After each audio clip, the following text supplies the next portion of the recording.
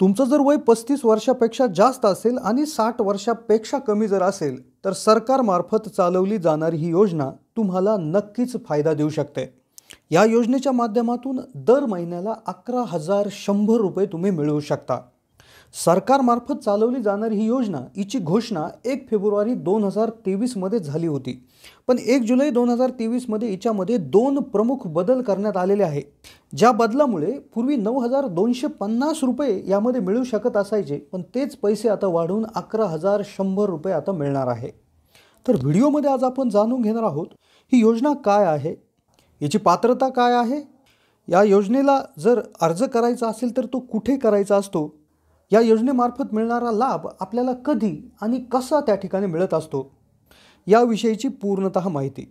चला तर सुरू करूयात हा व्हिडिओ।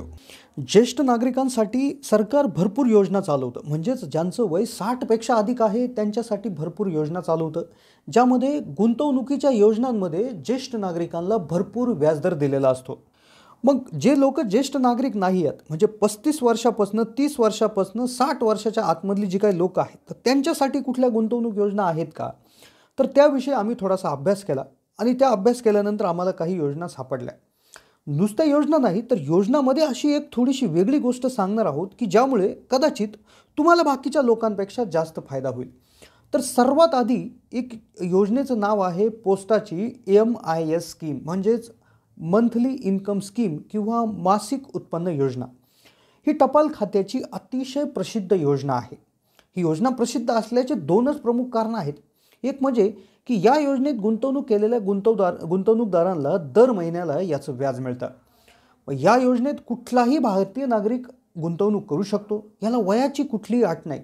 फक्त अल्पवयीन जर व्यक्ती असेल तर त्याला ते चालवण्यासाठी एका कायदेशीर पालकाची गरज असते, म्हणजेच अल्पवयीन व्यक्तीच्या खात्यावरील व्यवहार फक्त एक प्रौढ व्यक्तीच करू शकते।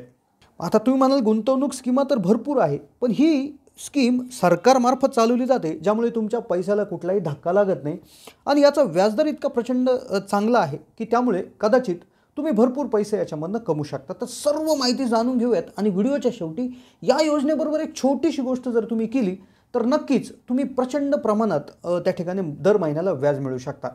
तर आता याची कमीत कमी रक्कम गुंतवणुकीची जी काय रक्कम आहे तर ती 1,000 रुपये आहे। त्यापेक्षा जास्त जर तुम्हाला रक्कम गुंतवायची असेल तर तुम्हाला 1,000 रुपयाच्या पटीमध्ये रक्कम त्या ठिकाणी गुंतवावी लागते। 1 फेब्रुवारी 2023ला मांडल्या गेलेल्या अर्थसंकल्पात पोस्ट ऑफिसच्या मासिक उत्पन्न योजनेबद्दल एक मोठी घोषणा केली होती व त्यानुसार 1 एप्रिल 2023 पासून या योजनेच्या कमाल गुंतवणुकीच्या मर्यादित जास्तीत जास्त गुंतवणुकीच्या याच्यामध्ये वाढ करण्यात आली। 31 मार्च 2023 पर्यंत याच्यासाठीची एका व्यक्तीसाठीची कमाल गुंतवणुकीची मर्यादा 4.5 लाख होती, ती आता वाढून 9 लाख रुपये करण्यात आलेली आहे। त्याचबरोबर जर संयुक्त खातं उघडायचं असेल, जॉईंट अकाउंट उघडायचं असेल तर त्यासाठीची मर्यादा 15 लाख रुपये करण्यात आलेली आहे। मग आता या दुसरी चांगली गोष्ट जी याच्यामध्ये जी झाली तर ती म्हणजे याचा व्याजदर वाढवण्यात आला 1 जुलै 2023 पासून। तर तब्बल 7.4% इतका जबरदस्त व्याजदर याच्यामध्ये वाढवण्यात आलेला आहे।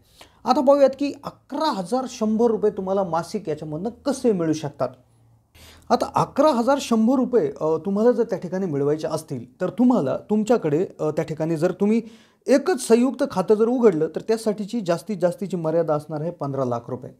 तर त्यापेक्षा जास्त म्हणजे जर त्यापेक्षा जास्त रक्कम जर तुमच्याकडे असेल तर तुम्ही उदाहरणार्थ आपण 9 लाख रुपये त्या ठिकाणी एक असे डिवायडेशन करायचं आहे, म्हणजेच टोटल 18 लाख रुपये असतील। ते संयुक्तवर करायला गेलं तर संयुक्त खातं हे 15 लाखाचं होऊ त्या ठिकाणी त्याला अप्पर लिमिट आहे, मर्यादा आहे।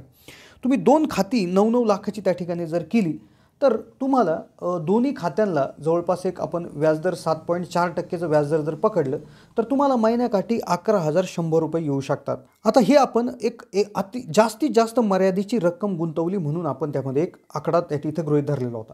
आता एक थोडीशी गंमत याच्यामध्ये अशी करायची आहे, थोडीशी एक वेगळी टेक्निक वापरायची आहे। तिथे काय करायचं आहे, हा जो काही महिन्याला आलेलं जे काही व्याज असेल, उदाहरणार्थ तुम्ही 1 लाख रुपये जर त्या ठिकाणी जर गुंतवले तर वर्षाकाठी 7,400 रुपये व्याज होतं, म्हणजेच महिन्याला 616 रुपये 67 पैसे व्याज त्या ठिकाणी येत असतं। मग आता हे व्याज तुम्ही सेव्हिंग अकाउंटमध्ये न घेता तुम्ही त्याचं रिकरिंग डिपॉझिट त्या ठिकाणी करायचं आहे, म्हणजे RD मध्ये त्याला टाकायचं आहे, जेणेकरून RDचा जो काही व्याज दर आहे तर तो 6.5% आहे। 7.4 ने तुम्हाला हे व्याज मिळतंय, प्लस तुम्ही त्याला परत आर डीमध्ये गुंतवत आहात तर असं करून जवळपास 8% वरती तुमचं हे व्याजदर निघून जात आहे आणि जेणेकरून तुमचं वय कमी असताना देखील तुम्हाला सिनियर सिटीजन म्हणजे 60 वर्षपेक्षा अधिक असणाऱ्या लोकांना जो व्याजदर मिळतो आहे तर तो तुम्हाला नक्कीच मिळणार आहे. तर ही होती मित्रांनो योजनेविषयी माहिती. कशी वाटली माहिती कमेंटच्या माध्यमातून कळवा. चॅनलला जर नवीन असाल तर जरूर सबस्क्राईब करा.